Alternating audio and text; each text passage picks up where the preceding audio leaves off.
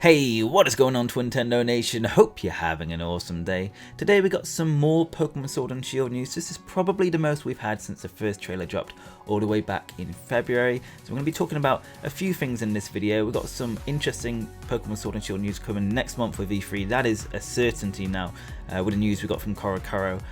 But guys, if you do enjoy today's little video, make sure to hit the like button down below. And if you want to stay up to date with everything Pokemon Sword and Shield, hit the subscribe button as well. So first of all, let's get into this video. It was confirmed today that next month's CoroCoro will have the latest information about Pokemon Sword and Shield.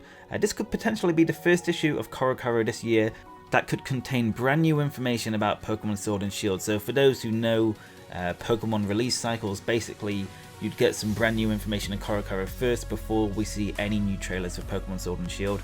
It's a bit too early to say whether that'll happen yet, but I think it'll happen at least once during this news cycle.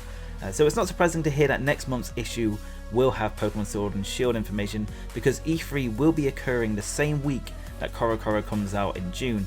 So the CoroCoro issue might not have any new information, because it might just be recapping what's shown off in E3, or if this issue comes out before E3's Nintendo's E3 announcement, then we might get a bit of preemptive information. But it's going to be interesting to see which one comes first. I'm assuming it's going to be probably the Nintendo Direct at E3 and then CoroCoro, but it could be the other way around depending how quickly CoroCoro gets leaked this month. Now we're almost at the end of May, and if you saw my video about a Pokemon May announcement earlier this month, then you know how unusual it is to have no Pokemon information at all for May, as we've had Pokemon news in May each year for basically the last decade. However, since Pokemon Sword and Shield seems to be Nintendo's big game this year, it looks like it will be the main focus at E3, similar to how Legend of Zelda Breath of the Wild, Super Mario Odyssey and Super Smash Bros. Ultimate have been in the past, and also expect to see a lot of Animal Crossing as well. I think those two games, you know, Pokemon Sword and Shield and Animal Crossing, we're going to see a lot of at E3, which is really exciting because I love both of those series. So essentially it looks like our usual May news for Pokemon is going to be delayed due to more of a Pokemon focus at E3. However, like I said earlier, we did get some news today regarding Pokemon Sword and Shield. Now first of all, Pokemon has been running a competition alongside the clothing brand Uniqlo, and today we saw that the winner's design will be appearing in Pokemon Sword and Shield as a customizable item that you can wear regardless of your trainer gender. So this also confirmed that trainer customization is coming to Pokemon Sword and Shield, which is not surprising at all since it's been there since Generation 6 with Pokemon X and Y, but it's just nice to have a bit of confirmation that it's going to be in the game.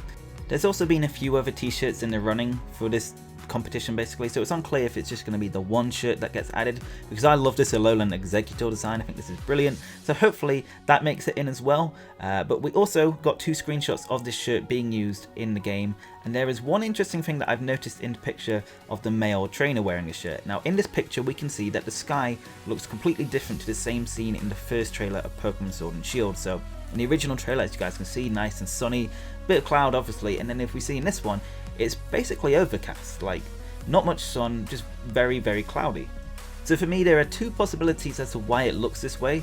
So firstly, in the original trailer, it did say gameplay was not final, so it's a possibility that they downgraded the graphics of the sky when going into battle.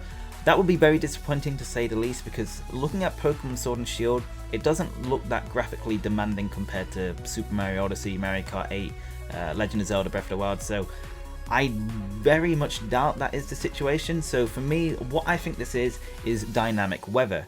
So what I mean by this, it could basically be sunny, rainy or cloudy anywhere in the region, similar to like if you've played Legend of Zelda Breath of the Wild, like the weather changes regardless of where you are, and it can just be random due to a certain time of day, or it's just a random chance of the weather changing. And since us Brits, if you are British, English, whatever, you are watching this video, you know how we talk about the weather far too much compared to everywhere else in the world. So it would not surprise me if a new feature like this is added, dynamic weather. It would be quite nice. It would mean that certain routes, like we've had in the past with Pokemon, would not have just set weather, because like as we know, certain areas and Pokemon regions always have the same weather. It would basically mean that weather would be a constant changing thing, and I'd definitely like to see that in a Pokemon game. But like I did mention earlier, it could just be a downgrade in the graphics, which would be disappointing. Guys, let me know in the comments below, what do you think it is? Do you think it is a brand new feature like dynamic weather, or do you just think they've downgraded the graphics? I would love to know what you guys think about it, because personally I will be very disappointed if they have downgraded the graphics. But guys, that is all the information we've got so far about Pokemon Sword and Shield. A bit more than usual. It's nice to actually have something to talk about, but so far no new Pokemon. That is what we're all waiting for. We're waiting to see the box art, we're waiting to see the legendaries, we're waiting to see more of the starters and more of the Pokemon in the region. So hopefully that will be very, very soon. We're definitely going to see it at E3. We might get some news this month, since it is very unusual to not get any Pokemon news in May. But who knows, guys. So if you did enjoy today's video, make sure to hit the like button down below. It's super, super appreciated.